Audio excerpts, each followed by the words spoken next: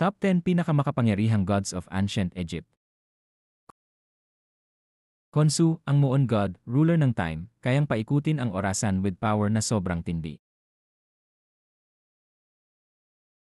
Ang creator ng lahat ng nakikita natin, pati ang universe, mga mundo, at lahat ng magiging future. Isis, ang ina na may magic na sobrang lalim, kaya niyang magpagaling, magbuhay, at patahimikin pati ang kamatayan.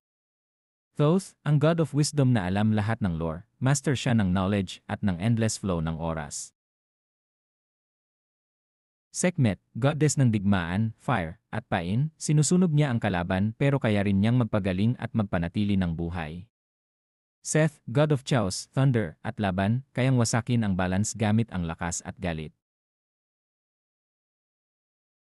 Horus, god ng mga hari, ng justice, at ng langit, tinalo niya ang chaos at umangat ng mataas. Osiris, god ng afterlife, tagapamahala ng kapalaran, siya ang humahatol sa mga kaluluwa sa final gate ng kamatayan. Maat, ang dakilang goddess na nagbabalance sa lahat, kung wala siya, babagsak at magugunaw ang mundo. Amun-Ra, ang makapangyarihang lord ng araw, pinakamataas at pinakamatinding Diyos sa lahat.